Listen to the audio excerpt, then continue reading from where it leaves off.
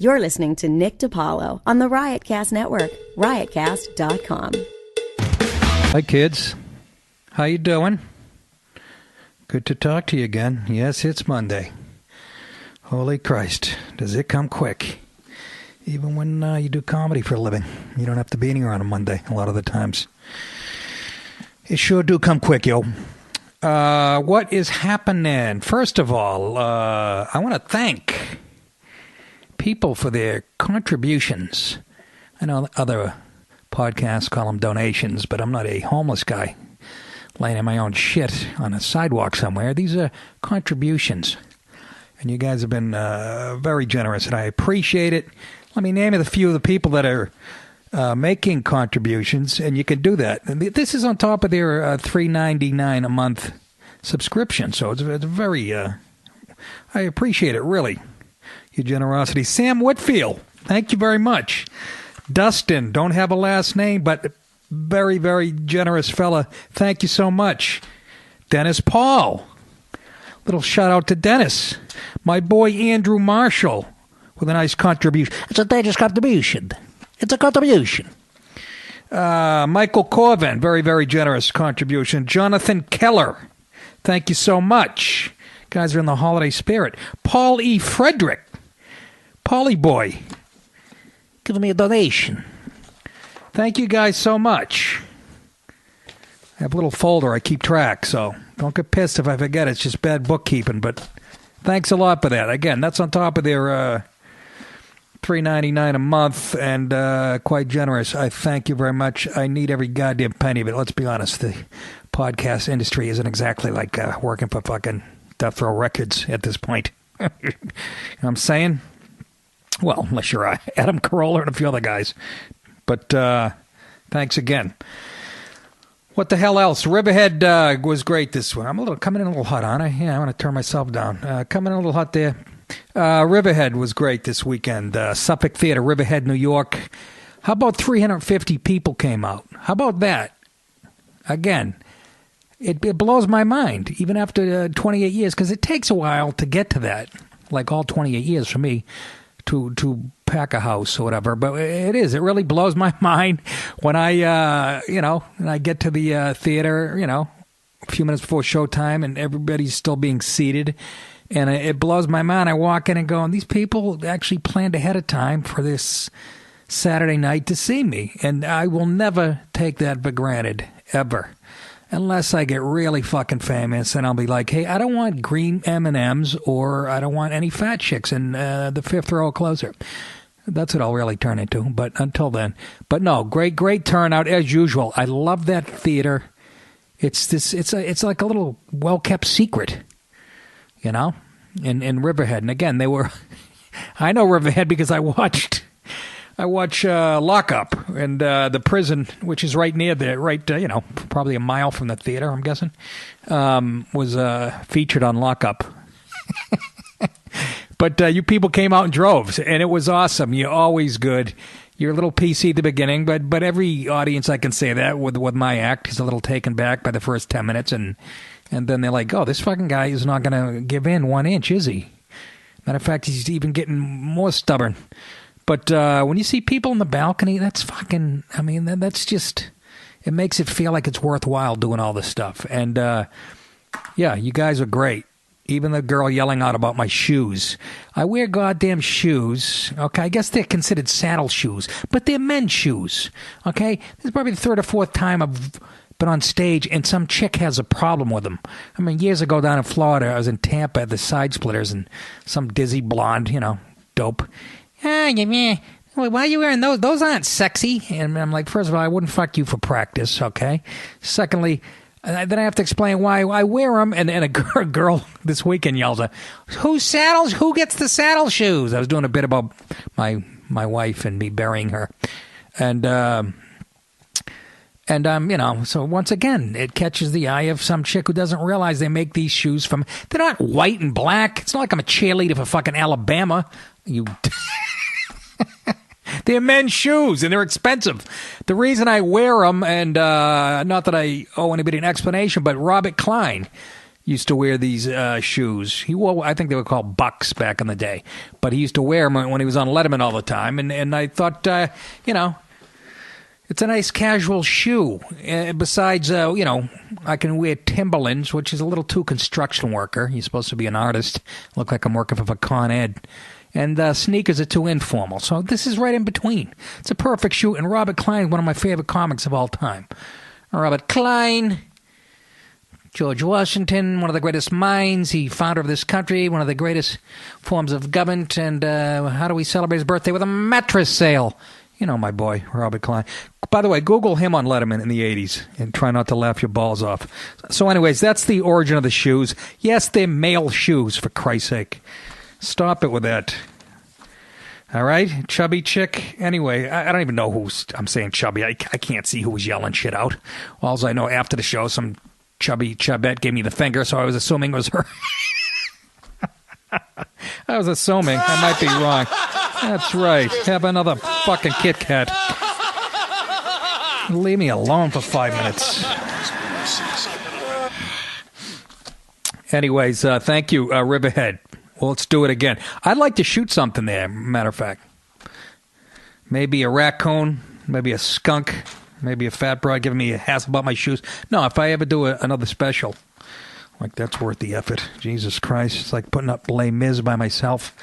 Yeah, but that might be the theater. Very little ornate theater. It's quaint, it's beautiful, and the people are great. So, anyways, what's in the news? Well, Sinead O'Connor tried to kill herself, and unfortunately, unsuccessfully. When the fuck is she going to go away? There's a picture of her in the New York Post. She looks like Ari Shaffir. She looks just like Ari Shaffir, a very funny comic whose podcast I did, and you know who I'm talking about, but that's what she looks like. And she's a troubled chooch. She has been her whole life. You remember her tearing up her stupid Pope picture on SNL? You remember that, right? You're depressing me. Here we go. O'Connor has posted multi-rambling posts to Facebook in the past few days about her children and one of her 4 ex-husbands, Donald Lunny. She warned that Lunny and her eldest son, Jake Reynolds, could face jail time. You both lied to the cops, and they believe you because you're men. You see, it always gets back to that. Always. This is not Sinead's first suicide attempt. In 2007, she put out 2 albums. No.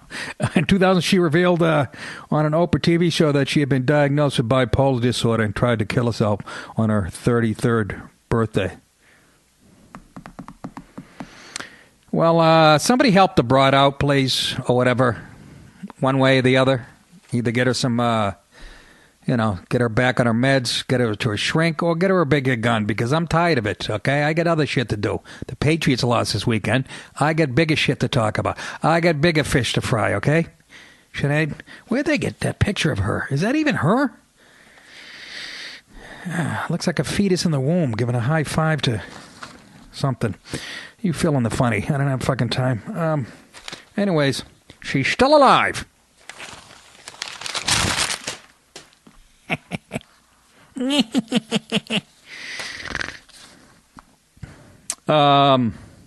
Nothing compared to... How about this? I'll get to the big stories in a few minutes. We had Trump on Meet the Press, and please, Chuck Todd and who's the broad on ABC that fills in for the Greek midget? The dried up Martha Raddatz. Please step down from what you guys are doing, because you're not even close to trying to be neutral. You're supposed to be journalists. Martha Raddatz, you might be the most hateful, dried up skank.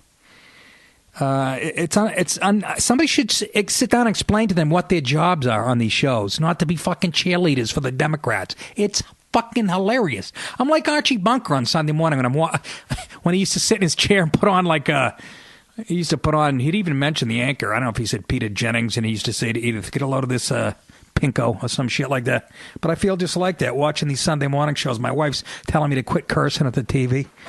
It's fun. It's like a sport for me. It's, you might think I take it serious, but it's just hilarious that they're supposed to be fucking, these are supposed to be neutral shows, journalists who fucking don't lean either way. It's priceless.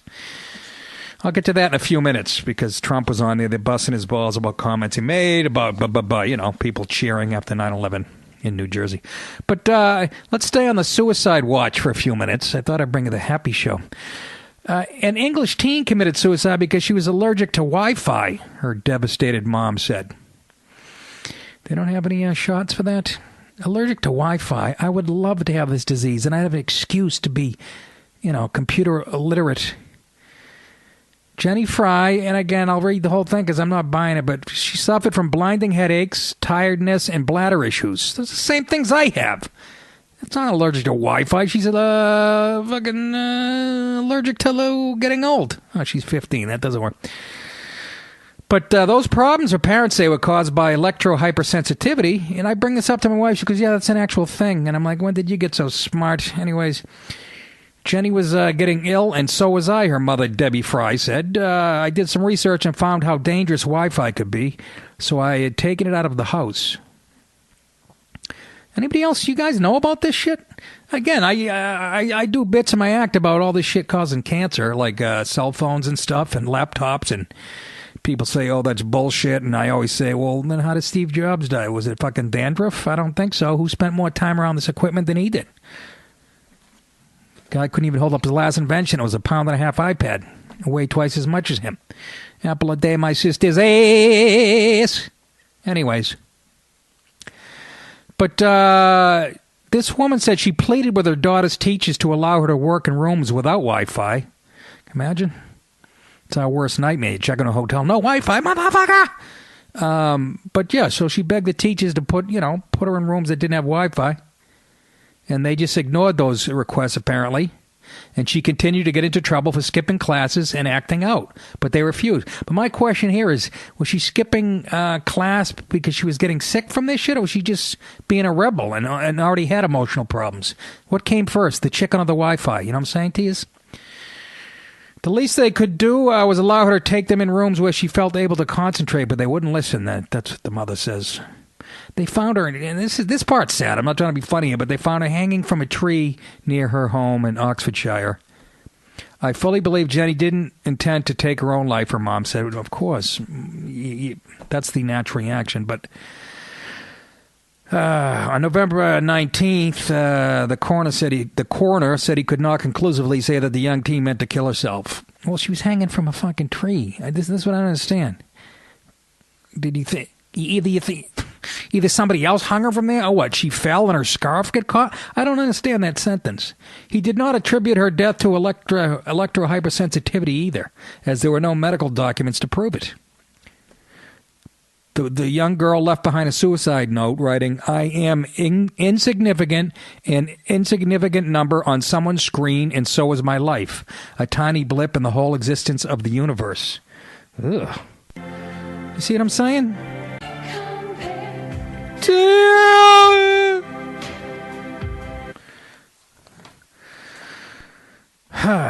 So that's kind of weird, huh? Let's stay on weird diseases. I'll take weird diseases for 50, Chooch.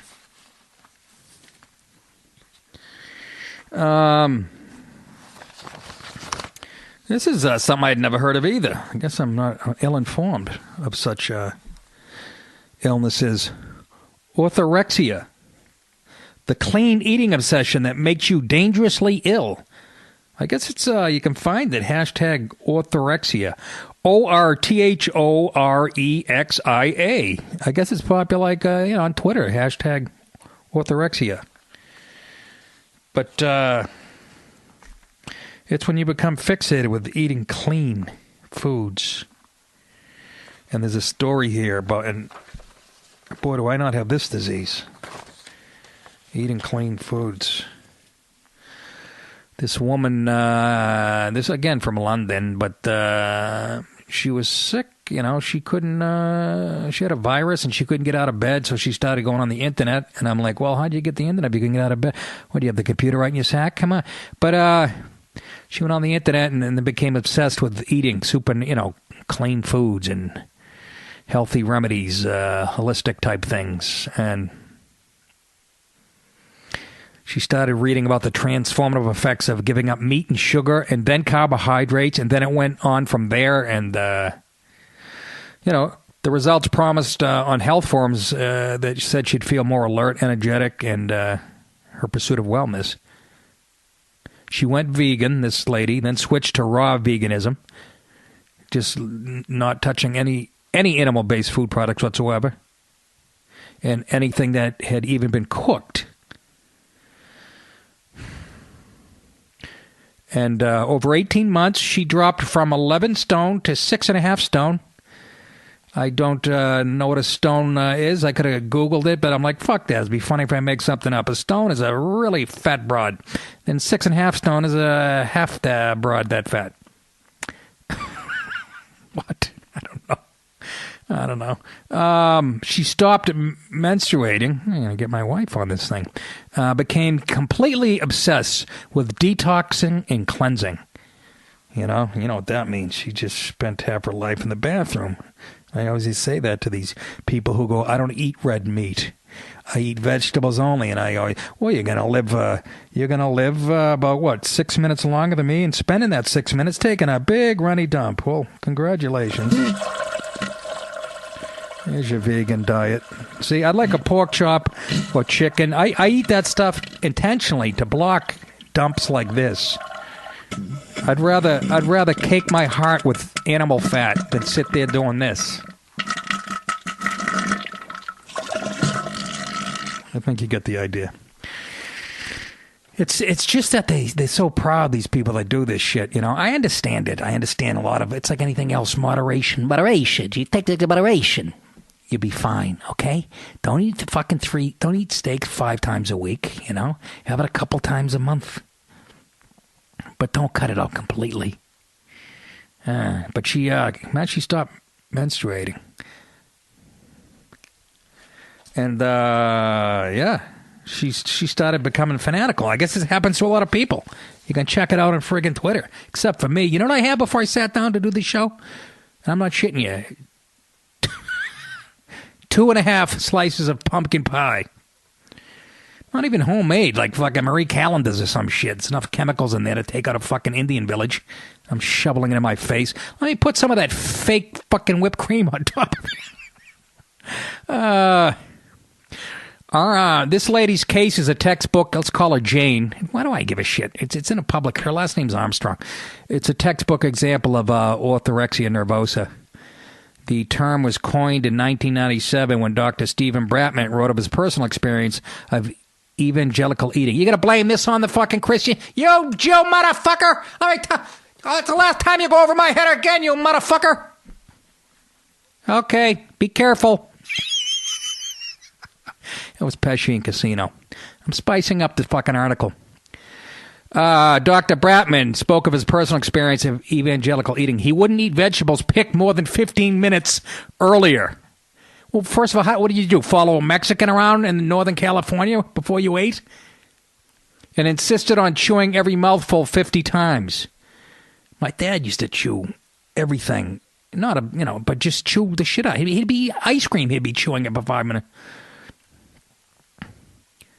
He became obsessed as a doctor. He defined the condition as pathological fixation on eating proper food. Never happens to anybody coming out of Wendy's or Burger King or Five Guys. Everybody's happy. Yeah, but you're going to die 8 minutes before I am. Yeah, great. I'll see you on the other side.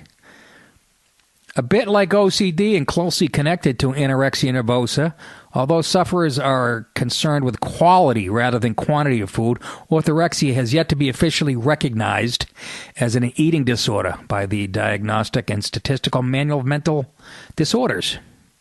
That's the DSM. That's what I just learned something. When you hear Dr. Melfi in Soprano goes, let me read you definitions from the DSM. That's what she's talking about, I'm guessing. But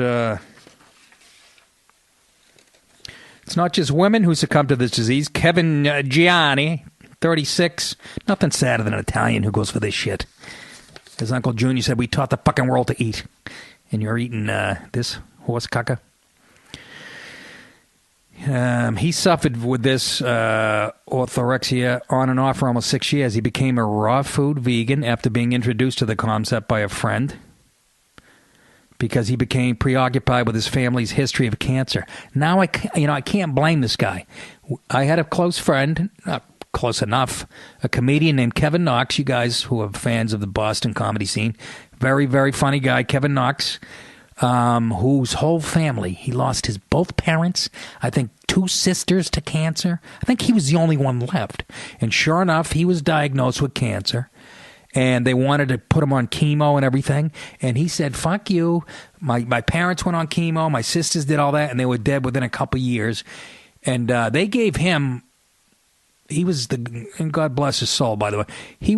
They gave him like a year to live. And he lived like another 6 or 7 by just eating raw food. So there is something to it. Obviously, because that's what our body was. Obviously, we taking a lot of processed shit that we shouldn't be, but it kept him alive, and he swore by it. Eventually, it got him, obviously, because he had it so bad. But he swore. He went to some place down in Florida and got on this diet, and it just kept him alive. Nothing but raw fruits and vegetables, and I can't even do that for a month. That's the amazing and. Even these people that go on these crazy diets, I make fun of them. I'm a little jealous. I have willpower when it comes to almost everything else. But spaghetti and pork chops and heroin. Those are the 3 things that I just can't get. But I'm just saying, I don't know how these people do it. I would love to drop 15 right now. Would love to. Just don't have the willpower. Life's too short. But it's going to be shorter if you have another piece of sauce. Shut the fuck up with that shit. Yeah, so this guy, Mr. Gianni, who's married with 2 children, Hudson and Basil. Oh, here you go. He's got a kid named Basil in California. Hi, this is my cousin, Oregano, and his thyme and hey, coriander, time for lunch. He ate kale salad, raw nut berries, goji berries, raw chocolate, and dehydrated flax crackers. Drank green smoothies, wheatgrass, and hemp milk. He drank hemp milk. I'd rather blow my grandfather. Jesus Christ. I was striving for dietary excellence and trying to be the best I could be. It felt great until what happened? After 12 months, he was struggling to get out of bed. Again, everything in moderation. Before 11 a.m., he suffered debilitating cramps, anxiety, and his sex drive plummeted. Maybe my wife's on this fucking diet, now that I think about it. I'm kidding. I'm the one with no sex drive. A blood test with a doctor confirmed he was dangerously low, 2 quarts of oil, and dangerously low on key hormones. He was at rock bottom. He calls it a brainwashing. I had created and bought into this belief system that if I ate meat, I would eventually die. It's like anything else. So he got a little crazy. So eventually he started to reintroduce foods such as yogurt into his diet. And he started to sleep better. And who would have guessed, huh? Now he gets blood tests every year to look at the results and determine how to eat from there. A lot of people do that. And I mean, we all do it to a little extent. I get high cholesterol. And that just runs in my family, though. That's another thing, by the way, to sell a zillion fucking pills. The high cholesterol. Mine's a little high, and the first thing, I went to this woman doctor right around here where I live about 6-7 years ago. First thing she did, your triglycerides, it's so high we can't even fucking read them. She throws me on, one of those drugs, those, what do they call them? Whatever, you know what I'm talking about, cholesterol drugs. And, I didn't like the way it made me feel, and I took them for a couple of years. And then I finally said to her assistant, does she get a cut of every prescription she writes for the shit? And she goes, yeah, that was the last time I fucking took them. I'll take my chances. But, fat in the blood, triglycerides, it's always a little high for me. But that's, what are you going to do? I would just like, if I had the discipline, even for a month, 30 days or a month and a half, to just go, not vegan, but just do vegetarian to see what happens. But how can you turn down a steak? Thanksgiving, everybody's ripping off a drumstick. You're over there. Can I have another fucking ounce of tofu? Could you put some buka on it for me, Tony? So the doctor, there's a nutritionist, James Collins, and he makes good sense. He says the core principles of a diet might be good, but if you're applying them to someone who is training at the gym daily, working a 10-hour day, or who has 2 children, energy levels are going to flatline. Which brings me to my next point. You're only going to find in really affluent, obviously, societies these type of health problems that we bring on ourselves.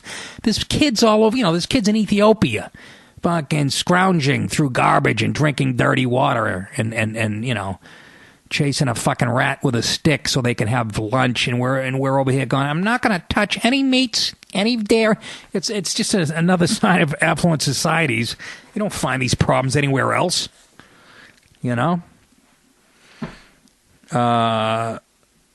But that's what happens. And like he says, if you're living a normal lifestyle, you get a couple of kids, or you're working out, you work 10 hours a day. If you try to do one of these crazy diets, you're going to have zero energy. Like you said, you're going to flatline. Only people who have all that much time in their hands, like stand-up comedians. I could actually try this diet. But anyways, do what you want. Whatever. What do I give a shit? You're going to provide fodder for my show. But, my grandfather used to say everything in moderation. Even he got it.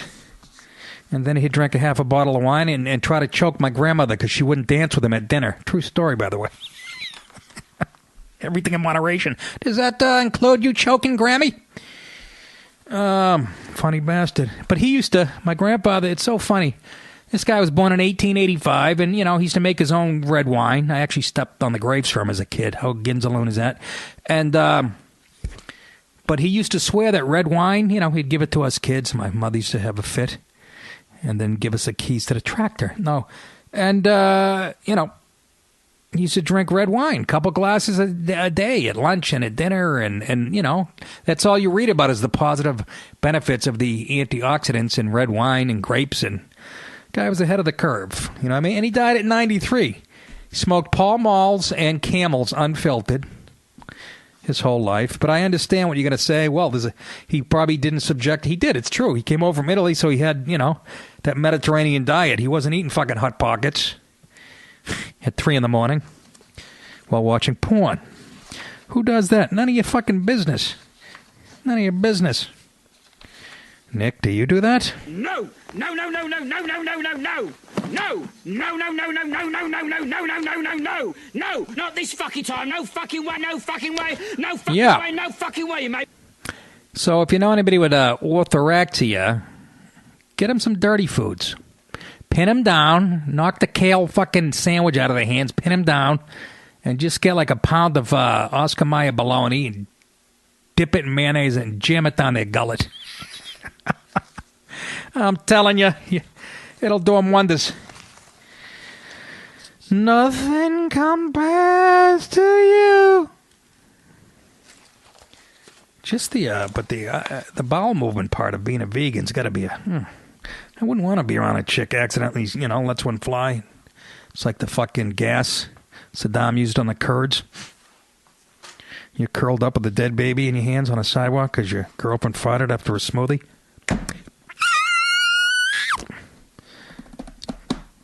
How about this crazy MFer? Now let's get into a little bit of the politics of it. The Colorado shooting at Planned Parenthood. Had fun watching the media immediately. They couldn't grab onto it quick enough and apply it to everybody that's pro-life. By the way, I don't know what I am. I really am right down the middle on this freaking issue, and I'll tell you why in a few seconds after I get by the funny. But I'm talking about Robert Louis Deere. He was a crazy guy that shot up a Colorado Springs Planned Parenthood, killing 3 people, wounding 9 others. And but just a fucking total psychopath who's been living off the grid. I mean, they showed his house. They showed a little trailer he's living in the middle of a field in the middle of nowhere. I mean, literally a fucking trailer the size of like half my kitchen, and just crazy as a shithouse rat.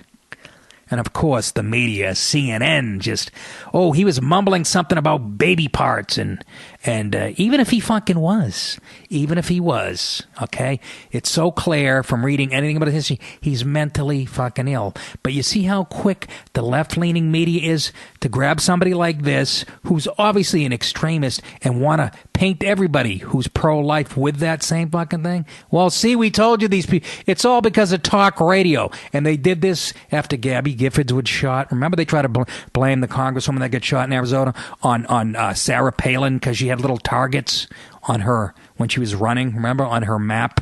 They tried to pin that on her, which turned out to be totally untrue. The guy didn't have any political leanings. And they did it with Timothy McVeigh. They keep bringing up how he's a wacky Christian. The guy was agnostic. He hated the fucking government, but he was an agnostic. So was fucking Hitler, Whoopi Goldberg.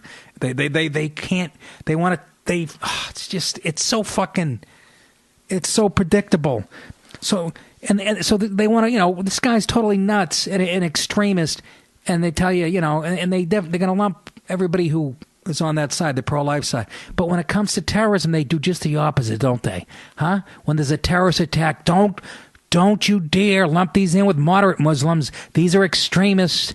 They do just the fucking opposite until it's something that fits their narrative. And it's Martha Raddatz. I wanted to grab her little fucking wrinkled chicken neck and choke the fucking life out of her. Just, this guy was a wackadoo from the get-go. And it doesn't mean, and that's what happens. The message does get out to people who are borderline cuckoo. But see, CNN and Meet the Press and This Week with Just Stephanopoulos, they grab a hold of this shit and run it on a fucking loop. Nobody's going to take away your rights to kill babies. Relax. Relax, honeys. Attorney General Loretta Lynch, she's the black woman who took over after Holder. She already came out and said it was a crime against women receiving health care services. Is she supposed to really take a side either way until all the facts are in? Or does that not apply anymore? Vicky Cowart, president of Planned Parenthood of the Rocky Mountains, went... Boy, I wonder how she votes. She's the president of Planned Parenthood and living in the Rocky Mountains. I saw her on TV. She's got the gray hair split down the middle like it's 1968. Probably pretty attractive back in the day. But, of course, she's saying that the shooter was motivated by opposition to safe and legal abortion. Yeah. By the way, the guy looks just like Nick Nolte in his fucking crazy mugshot. Remember that? But he lived in a cabin in North Carolina. There's a picture of it. It looks like something you'd built in woodshop and get a D. It's fucking horrendous. But, he represents everybody who's pro-life. I personally, like I said, I'm right down the middle. Every time I see a homeless person in New York City and I see a ton of them laying in their own shit, on the sidewalk, that to me was a fetus that nobody wanted and that was better off aborted. I don't know why people think that sounds so cold, but... it really is true, and you see the misery some of these people's lives in. But then again, 55 million fetuses, abortion since Roe v. Wade. You're not supposed to use it as a contraceptive. People are hanging their package of condoms on a fucking coat hanger at the CVS. You know what I mean? That's a little much, but I make jokes about it because, and here's why I don't totally go pro-life, because, when I was a young guy, I got a few girls pregnant and I was fucking glad there was somewhere to go. So I'd be a hypocrite to be totally against it, but just don't paint everybody that, because those videos were real, by the way. They were, fetusing taking body parts and selling them. That's no fucking bullshit. And even a psycho is going to pick up on shit like that in the fucking news. I mean, they're doing they're cutting up like they're pieces of a car engine and shit. It's like, Heavy leg, huh?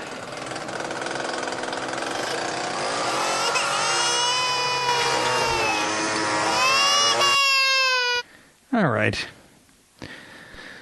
You get my point. And yes, I know the baby's not crying at that stage, but it's still pretty disturbing. And of course, every day they're on the those were heavily edited. Either way, You know what I mean? It doesn't change the content of the video itself. But, so like I said, I'm sort of down the middle. I have all kinds of hilarious abortion jokes I do on stage. That, do you know the United States funds abortions through the UN in Mexico? We fund abortions in Mexico. And I said, my conservative friends get mad when I tell them that. I go, what are you getting pissed off? It's much more effective than a fence. What would you rather do? Chase some gangbangers through the desert at midnight or stick a dirt devil between a red roof and maid's legs? What? That's a doozy. You're goddamn right it is. It kills. Even young girls at NYU laugh at that joke. Yeah. Got that dull ache in my nuts again. I got to get this thing fixed. The guy was right who told me that. Anyway, so Robert Louis Deere. That's his full name. Crazy as a shit. Let me just go through the history of some of the things he's been arrested for. Yeah, he lived in the rural solitude in the Carolinas back in the day. Back like 10 years ago. He had some run-ins with the law when he was living in South Carolina, but was never convicted. In 1997, Deere's wife accused him... it wasn't North Carolina, it was South Carolina. Excuse me. Yeah, in 97, his wife accused him of domestic assault, but there were no charges pressed. Yeah. Maybe the cowboy should look at him for the defensive line. In 2002, Deere was charged with being a peeping Tom. Those counts were dismissed. If you saw the picture of this guy, that would creep you out. In 2003, he was arrested and charged with 2 counts of animal cruelty, but was found not guilty in a bench trial. Ugh. He later made his home in a hermit shanty in the mountains of North Carolina, CNN affiliate reports. It published a photo of a small basic cabin in the woods. Just, you should see it. You can fucking look it up. Also, about a year ago, he chose the Crossroads community of Hartselle. That's where he lives in Colorado. It's nestled in a grassy plains and rolling foothills framed by the Rocky Mountain ranges and is about an hour and 20 minutes from Colorado Springs. He bought a spread. Where did he get the fucking money? 65 miles west of the Planned Parenthood clinic for $6,000. Probably goes for 1/8 of a cent an acre out there. But just a fucking psycho, and tried to tie that to fucking pro-lifers and Ted Cruz. You know, do your best, Chuck Todd and fucking Martha Raddatz and CNN and the usual suspects. But I mean, 3 people died. Officer Garrett Swayze from Melrose, Massachusetts, my neck of the woods, by the way. He was a former champion figure skater. He was a cop. He rushed to the scene. Kiara Stewart. These are the 2 civilians. Kiara Stewart, 29, and he was a U.S. Army veteran who served in Iraq. Of course, those are the people who run towards danger. It's not bullshit. They're heroes. And Jennifer Markovsky, 35. She had a couple kids, or 1 kid, single mom. Anyways, fucking psychopath. Then he'll get what's coming to him. But I just couldn't wait to turn on the TV to see the effort they were making to paint everybody. You know, they always go to talk radio. Yeah, that's what starts it all. It's not the fucking 40 years of fucking all 3 networks being liberal and the internet and everything else. It's always 6 talk radio show hosts that caused this. Robert Louis Deere. If you put that in the computer, you know how they put your last name, then your first name, and then your middle. It's like Dear Robert Lewis. Dear Robert Lewis, stop being a crazy fuck. Well, he's gonna fry. I think, and you kill a guy like that, it's just what he's hoping for. He's just a loner and a creep. You know what I'm saying? What else here? Some uplifting news, isn't it? How about, so let's get to, real quickly, Meet the Press, which is just so fucking laughable. Any of those shows. But they had Trump on. Let's play some of the audio. Chuck Todd, and this is legitimate, this subject. They're busting his balls because Trump said he saw thousands of, Muslims cheering in Jersey. And, the whole flap. You've read the whole thing. And people are refuting it. And anyways, here's some of that. Let's pick it apart.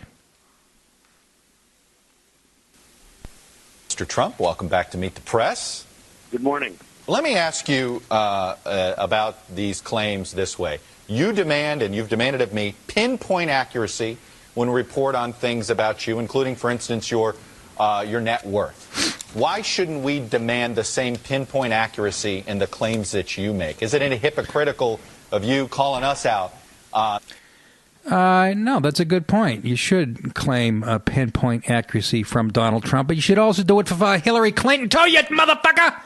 And Bernie Sanders and any other jerk-offs on the left. Just listen to how much animated Chuck Todd gets in this interview. If we're not calling you out when you stray from the truth. Well, now people have got my net worth right, and they're saying what my real net worth is. Clamato. For a long time, as a private company, they weren't doing that, but now they're doing it largely, I guess, due to the big filing that I made with the federal government, with the FEC. As far as all of these claims, I believe that it's the Obama's intention. They said 10,000 people, Syrians. We don't want them because we don't know who they are. And I love the idea of building a safe zone someplace in Syria, but they said 10,000, and yet the Democratic debate, they said 65,000 to the We're not even talking about that, Donald. Hillary said it, and so did Bernie Sanders. You're saying Bernie Sanders is so honest. I doubt that very much. But Bernie Sanders said it and Hillary said it. I think they were talking in the Democrat debate. I think they were talking about 65,000. I have it upon a certain amount of knowledge. I'm very friendly with a lot of people on both sides that Obama's plan is 200 to 250,000. So he said 10. The debate said 65 already. Nobody's even started. They didn't even ask him about this. What he really has in mind is 200,000 people and maybe even more than that. And by the way, he's right about that. You really think they were going to stop at 10,000 if we take in 10,000 refugees? Come on. Really? When what we should be doing is, building safe spaces. You know how we build safe spaces for college kids on campus? You know how we do that in this country? That's what we have to do over there in Syria, and get some of the fucking Gulf countries to pitch in, like Jordan and whoever, that have dough, you know what I mean? And build refugee camps over there. They have them. Dr. Carson went over there. Apparently they're pretty nice. But that's not even what... I don't think Chuck Todd even asked Trump about this. He was trying to get to something else. Into our country, and we can't have it. We don't know who these people are. They're undocumented totally. And that's true. And by the way, even if it's 10,000, we can't have it. We can't have people coming in that we know nothing about. There's no paperwork. Sure we can. That would be racist, Donald. There's no paperwork, and this is going Let's to be... sacrifice the life of our country. One big, fat Trojan horse. And we cannot have that, Jeff. All right. Well, let's go back to let's back up here a minute. Let's go to this Jersey City comment. You said you saw this. Nobody can find evidence of this. And more importantly, the article that you tweeted out that says that this backed you up, that in itself, there were 3 or 4 different reports that month in New Jersey that said it was a myth that was spread, that it was a false rumor, FBI, you name it. Where did you see this? Chuck, I saw it on television. So did many other people. And many... On television? Here's where Trump loses me. All right, where's that clip? And, where's that clip? If you saw it on television. I remember hearing about it. I remember witnessing, I told you in the last episode, when I lived in, Queens. The next night, I told you, the Middle Eastern guy blaring I look out the window, he's got his cab, all 4 doors open, parked in front of my building, literally dancing in the street. So we know it went on. And don't tell me it didn't happen all over the world and in Jersey City and Patterson. Of course it did. They probably did it indoors. But don't say you saw it on TV. You know what I mean? That doesn't change the fact that these people weren't cheering, but... what's Trump talking about? He says he saw it on TV. Well, where's the clip? Would like to back you up on that one, Donald, but, But my point here, watch how animated this conversation gets with Chuck Todd, and it just I've been watching him for a year. I've never seen him get that animated with anybody on the left ever. As it comes up here, Jersey City. You saw Jersey City. I also heard Patterson. Excuse me. Okay. I've heard Jersey City. I've heard Patterson. Rich Voss's hometown. Years ago. But I saw it on television. I saw clips. And so did many other people. And many people saw it in person. I've had hundreds of phone calls to the Trump organization saying we saw that I wouldn't doubt. I was just in Jersey City. Streets. And by the way, the Washington Post, now he tried to pull back, but the Washington Post reported tailgate parties and reports of tailgate parties. Tailgate parties means like for a football game where you have hundreds and hundreds and maybe even thousands Chuck's of people gonna get upset. having tailgate parties. I saw it at the time. I stick by it. Hundreds of people have confirmed it. This didn't happen in New Jersey. There were plenty of reports, and you're feeding a stereotype. Chuck, it did happen in New Jersey. I have hundreds of people that agree with me. And by the way, but they want to agree with you. That doesn't make. That's another where he sounds like a novice as a candidate. I got hundreds of people who agree with me. Yeah, probably thousands. But you know, and again, I'm not saying it. I'm just saying there's no footage of it. I'm not saying it didn't happen. He's probably right. I witnessed a little bit in Queens, for Christ's sake. And not just that guy dance around in front of his cab either. There's a nice bustling, a nice energy to the walking down the streets and I don't know. Over there, Chuck, you have a huge Muslim population over there, and that's fine. That's fine. But you have a huge Muslim population between Patterson and different places and Jersey City, an unbelievable large population. If they're going to be doing it at soccer games, if they're going to be doing it all around the world, it was being done. It was when the Trade Center came down. As far as the soccer game comment, you know what he's talking about when they played was it Germany and France played a couple of days after the Paris attacks, and the crowd was chant Allah Akbar during the moment of silence. So, yeah, there's a very anti-American sentiment alive and well globally. We know that. But to say that, you know, I saw it on TV, well, let's dig up the clips. Let's go to Warner Wolf with a video. Last night in Patterson, Jihad scored a big victory. It was done all around the world, and you know that because that has been reported very strongly. Why wouldn't it have taken place? I've had hundreds of people call in and tweet in on Twitter saying that they thought that I was 100% right. Now, the Washington Post also wrote about tailgate parties. We're looking for other articles, and we're looking for other clips. And I wouldn't be surprised if we found them, Chuck. But for some reason, they're not that easy to come by. I saw it. So many people saw it, Chuck. And so why would I take it back? I'm not going to take it back. It does make sense. There's not a lot of clips. Where he lost me is the TV. He saw it on TV. But obviously people back then didn't go, oh, let me film these guys partying across the street, these Middle Eastern-looking guys. And I mean, that wasn't sort of the mentality. I think we were a little glued to our TV sets. But well, just because somebody repeats something doesn't make it true. And I guess that's actually... That's the worst. I don't mean I had two calls, Chuck. Even yesterday, I was in Sarasota, Florida, and people were saying they lived in Jersey. They moved down to Florida because taxes are a lot lower in Florida. If I said people, Mr. Trump, if I said, well, people have said Mr. Trump's not worth $10 billion, and people were saying, you would say that was crazy. You wouldn't make a business deal based on retweet. She doesn't, but he doesn't do that when they're talking about Benghazi and Hillary, you know. You know, people will come on and go, we have sources that Hillary never said, you know. He doesn't get that animated. It's just, you have to watch every week, I guess. It's more about his tone and his temperament. And based on hearsay. You're running for president of the United States. Your words matter. Truthfulness matters. Fact-based stuff matters. Chuck, make it easy, Chuck. Have you ever heard him say that to Hillary? Your words mean truthfulness matter. Has he ever said that ever? I could be wrong. Maybe he has, but I've never heard him come on that strong. It's fucking hilarious. And Martha Raddatz is 80 times worse. That dried-up hag. Stephanopoulos, do you ever fucking work? Guy's never hosting his own show. It's always the hag. But listen how animated Chuck is getting. Even Donald's like, you're supposed to be a neutral journalist. Play cool.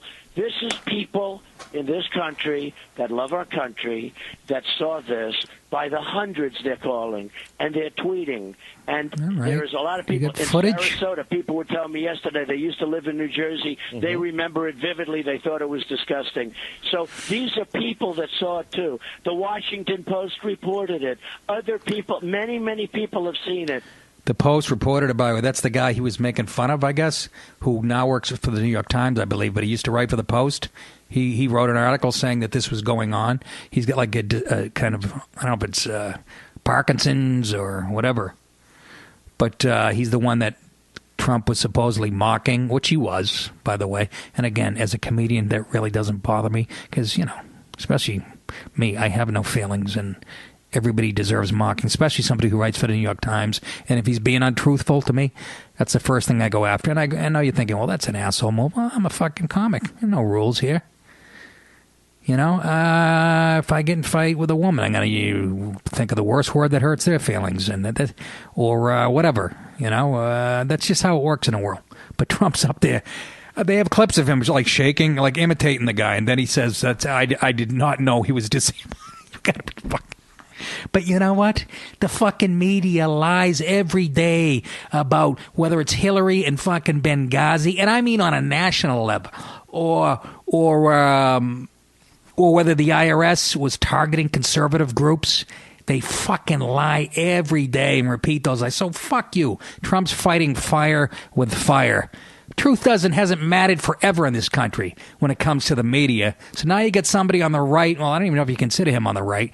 Independent. I don't know what Trump is, but he's giving it right back to you. Not condoning it, just enjoying it as a bystander. So I believe that I have a very good memory, Chuck. I'll tell you, I have a very good memory. I saw it somewhere Apparently not. You just repeated yourself. Many years ago, and I never forgot it.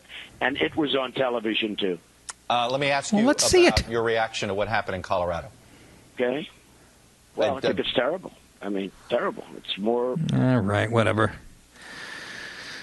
You know where that's going. Well, you think it's because of all the talk in the news and blah, blah, blah. But I wanted to get the part about the... But Trump can't be... He can't go... Hundreds of people tweeted that they agree with me. Okay, do they have any footage? These hundreds of people? You know what I mean? I got no... Look, my heart wouldn't be broken if Trump was the nominee, but, you know, I'm a Ted Cruz guy. You know... who is going to pick up once Trump, if he starts to flame out, is going to pick up all the people because, you know, Cruz is like Trump, only, I would say, 100 times smarter. Not that Trump's a dope, but, you know, he's principled and a little cuckoo himself. But anyways, I just, if you're going to say on national TV, it was on TV years ago, that should be very easy to find. Let's go to the archives. Wouldn't you say? That's the type of shit that might do him in the end. I don't know. But, so that was that. It's just fun. And then I flip over to Martha Raddatz, and she keeps bringing up the fucking Colorado shooting, even after the show has moved on to talk about other stuff. Anyways, let me get before you go, well, you know, talking like a Putin's second man in command. By the way, did you hear about the shooting in Colorado at the Planned Parenthood? Isn't this is another example? They always it's a fucking, you got to give the Dems credit. It's a playbook that they follow and they don't budge from it. They're like the Patriots offense, which is a beautiful segue into my Patriots. By the way, you guys saw the game last night and had this dark feeling. And I'm going to be honest with you. I'm in, you know, my little football pool. I took Denver getting 5.5 because it's always been a house of horrors, Denver, for us, even back in the day. But let's be fucking honest. Everybody's so excited that the Patriots lost, you know. Let's be honest. I mean, really? The guys that we're losing that are injured aren't just players. They're not just starters. They're all pro caliber. Deion Lewis was our leading rusher, was having an all-pro year. Nate Solder, offensive tackle, perennial all-pro. Jamie Collins, our best defensive player and leading tackler, hasn't played in a month. For an illness, I don't even know what it is. I don't know if he's got the shits. Maybe he's got orthorexia. I don't know. And, you know, then Edelman breaks his foot. I could go on and on. These are all pro I mean, you know? And Brady's out there with our second and third stringers, not only playing against Denver, but the officials. What part of fucking Denver were they from? Some of those calls, really, Gronk, they call him for offense. He's not being singled out. He's been called 8 times for offensive interference. What a crock of shit. You could have called that, they called him offensive interference last night. You could call that every time a tight end releases from the line of scrimmage. There's always contact. The defensive player is supposed to bump Gronk to slow him down before he releases. So what's he supposed to do? Put his hands down like he's Stephen Hawking? Put his hands down by his side? So that's fucking total horseshit. And then the other holding call, I don't even remember who the hell that was on. It was horrendous against the Pats. One of our receivers put his hand on a guy's shoulder for like one of our defensive backs. It was it Chung? I can't remember. Just ridiculous. Even Chris Collinsworth, who's, you know, a company man, and usually, well, there was a little bit, he goes out of his way to try to make sure, you know, he doesn't shit on the officials, but those calls are horrendous. And then on the touchdown that put Denver ahead, a guy for Denver, offensive lineman, had his hand up under the face mask of a Patriots offensive lineman. That's called hands to the face. They call it every time. No call. And then they call, somebody else went out for a pass for the Patriots and was being anally raped from behind. That's when Brady lost his shit. Should have been a holding call.